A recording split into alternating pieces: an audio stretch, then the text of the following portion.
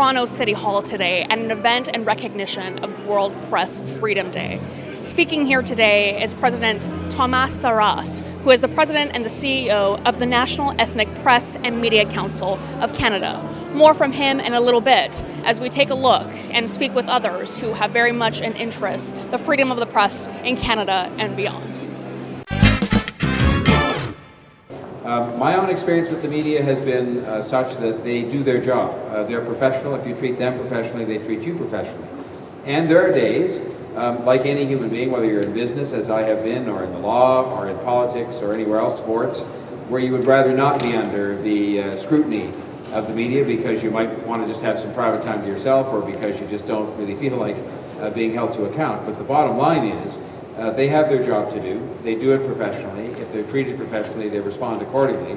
And there really is no reason why people should be afraid of that as a reason not to enter public life, or for any other reason at all. Because the bottom line is that we know here that democracy can't exist in its truest form without a free press. And we don't yet have a perfect state of affairs here. I saw just yesterday in talking about World Press Freedom Day that we were ranked, I think, 16th in the world, and one of the reasons we're not ranked as highly as we would probably like to think we should is because our freedom of information system is not yet working the way that people would want, and there's still room that we have to go in terms of making more data available. But I will tell you that while I've never lived anywhere where, on a permanent basis, where those basic freedoms related to freedom of the press were prevalent, I have traveled overseas and had the experience of your television screen going blank for 20 minutes, where you know it's some story that has been censored by somebody. I have had the experience of trying to use my telephone to send an email or go on Facebook or Google and find that I can't search for things. And that gives you only the tiniest inkling of what it is like to be in a place where there is not a free press, and where there is censorship, and where there are, worse than that, persecutions that take place of journalists. And it is a day as well, beyond recognizing the role that the press play, the media, and how it's a fundamental part of a free society. It's a day as well that we acknowledge that there are people, and I think sometimes when we see it written up, and sometimes it's only written up once a year, we fail to recognize how many journalists end up sacrificing their lives in the course of trying to convey to us what's going on in the world, oftentimes trying to seek out the truth in places where the truth is very hard to seek out. And so that's a very sad part of today. It's a day to celebrate the freedom of the media and to understand how valuable and important it is, but it's also a day in which to mourn the loss of these people who, in the course of their profession, you know, we think of professions where people give their lives, and I'm not sure that journalism would be one of the first ones mentioned by most people, but it's a fact that around the world many people have lost their lives. And so I will just say that in a world where I think it's becoming increasingly difficult, thanks to the democracy of the internet's a very democratic place. Anybody can go on and write whatever they want, pretty much. But that also makes it difficult sometimes to sort of distinguish between fact and fiction, and to sort of figure out, you know, what's really going on. That the people who do their job for us, collecting the news and reporting it to us in a free manner, are fundamentally important to all of us in going about our daily lives. And I think it is worthy of at least a day each year where we pause and celebrate the freedom, be concerned about those who don't enjoy the freedom, and mourn the loss of those who've given their lives in that cause. And so I thank Thomas again and the Council for bringing you all together here at Toronto City Hall. I thank my colleague Jim Karagianis for being here, and I thank Tony Ruprecht for always showing up at all of these kinds of things. And I would just share with Thomas, he has a number of these, but I hope that maybe he would take this and give it to somebody who may be here from a country where right now those freedoms are being repressed, or somebody who has earned a particular honor. Because while we issue one every year, it's because we have the day every year, and it may be a special thing we can give somebody to put in their office as a token of our esteem for the work they do to preserve and promote press freedom here in this country and around the world. So thank you very much for your attention. I'll give this to Thomas. It's an honor to have representatives of people who really suffer to be here tonight and recognize our efforts for all the people of the world. Syrians at this point are suffering, and we are suffering with them. and we are fighting for a better world. For many years of my life, I dedicated in this fight for humanity.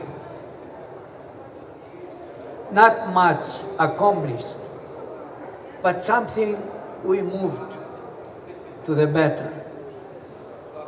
And I'm quite sure that the next generation is going to produce more results and have a better world created.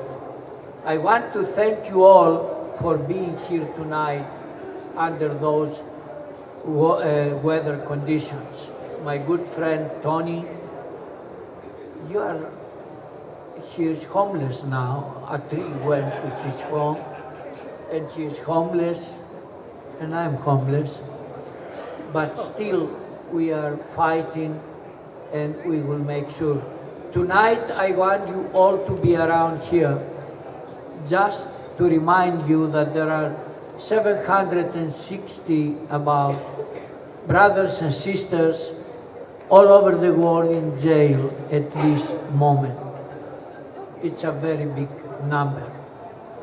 1,200 have been died the last 10 years. Some of them executed. Some of them found in the crossfire and the bullet got them. And some others still fighting and they don't know how to get out. 10 of them in Afghanistan died just 2 days ago in the name of God. 10 people. 2 suicide bombers blew up themselves and they killed 4 and 9. So this is our war. Is not a word of peace, but I believe that all of us, by fighting, by insisting, we are going to make it a word of peace. Before I'm leaving, please, there is a lot of food. Enjoy the food and enjoy the wine and everything else. Do not leave. We will stay here till to 10:30. Please stay with us. We need you. Thank you. Thank you, Tony. Today we're at Toronto City Hall for an event recognizing World Press Freedom Day. Right now we are joined by the President and CEO of the National Ethnic Press and Media Council of Canada, Mr. Thomas Sarras. Mr. Sarras, thank you for joining us today. We're curious to know, Canada recently was ranked at place 18 on the Reporters Without Borders list. What is the Council doing to ensure Canada's progress in providing freedom of the press? Well, we are working instantly. We are making appeals at the government, and we try to change the culture of the country so more freedoms and more rights should be given to the press and especially to journalists. This year, we united the National Ethnic Press Council of Canada together with the National News Media Council, which represents the mainstream media, and the Quebec News Media Council. And we appeal to the government and ask that the laws should be changed to give more freedom to the press. This is an instant struggle to achieve something that we believe we can be the first on the top of the list. But still we have time to go. Just I want to tell you that 2 years ago we were 25th. To some extent we are moving up, but slowly. Yes. I recall that years ago Canada was placed 14 points higher than now. Of course, this was during Mr. Stephen Harper's government that we've sort of slipped down and fallen to 18th. Today, Toronto Mayor John Tory was speaking on how there needs to be more transparency provided in and around data, specifically freedom of information and data. I'm curious to know, as technology develops, as media becomes a little bit more sophisticated, what the council is doing to ensure that it's keeping up with the technological developments. Well, the problem is with the federal government. There we have the problem. I mean, the municipal government or the provincial government cannot offer a lot. We try to make the change. Some of them, because they are not responsible, they are coming and they say whatever they want. But the fact is that the federal government is the one who is going to make the changes. And to some extent, keeping in mind that there are the laws of the protection of the personality, and therefore there is a sort of a confusion how they are going to change the whole system and how they are going to make the changes. But anyhow, I believe that Mr. Trudeau's government is much more liberal, and they are going to make some changes. I hope. Yes. So we'll definitely be keeping a close watch to see when Canada can crack the top 10 again. Thank you, sir, for your time and your insight. We really appreciate it at Canada Start TV. I thank you for coming here, and I thank you, the station. You're doing a great job. Thank you again. Thank you. So a big part of the talking points here today was on the importance of ethnic press and the ethnic media. I'm joined today right here with Mr. Ghazan Makonnen, editor and publisher of the New Perspective newspaper focusing on the Ethiopian community here in Toronto. Mr. Makonnen, tell me a little bit about the importance of preserving and tending to the ethnic media in Toronto and Ontario. Yeah, as you know, Toronto is a multicultural city, and one of the biggest multicultural cities in the world, and preserving a community media in this multicultural city is very important to preserve, to aware your community of different kinds of issues and opportunities and problems. So using the community media for your community is a crucial thing. You have to use a media, otherwise nobody can see you. You are not on a map. So that's why we are running this media for our own community in 3 languages, English and 2 Ethiopian languages, Amharic and Oromo. So since we established our paper, the community is very welcoming and very happy to participate and to read its own story. So no question. And then we were talking a little bit today about the role that the municipality, but also the province, has played in ensuring that these multicultural media outlets are not only surviving but thriving. I'm curious to know your experience in your interactions with the government. The government is creating different opportunities for different communities. But the communities like Ethiopian communities have no access to use this opportunity. So our media is planning to build a bridge between the mainstream media and the government and other communities and cultures.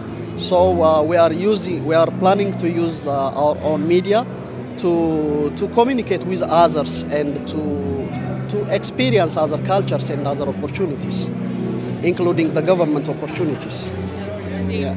And so this year, as we know, that Canada has been ranked 18th according to Reporters Without Borders.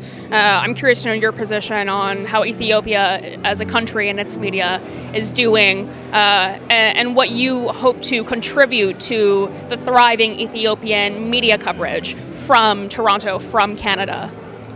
Today is the World Freedom Press Freedom Day, and today our known journalist Iskandar Nagga was released from 8 years imprisonment. He was In sentenced Ethiopia. in Ethiopia, and he was sentenced 18 years imprisonment. Because of what he writes and what he thinks and what he fights for. But he did nothing wrong. He did nothing. He did nothing. But now he is released. Now he's in U.S. Today he arrived in Washington, and hopefully he will come to our city, Toronto, and hopefully we'll cover his story. And we are covering different stories from Toronto and from back home. We have different writers, freelance writers from Ethiopia. So we are trying to communicate our community with the mainland, with home. So because people need to know so many things from back home. So we are trying to build a bridge. What we are doing is to build a bridge among our community, among our culture, and including other cultures. So yes, we are trying our best to use the maximum we can. Yes. Yeah. From across the way. Absolutely. Yeah. We'll definitely have to keep an eye out for that exclusive interview and the New Perspective newspaper. Thank you so much, Mr. Marcon, for your time. Thank you We very really much. appreciate it. Thank you.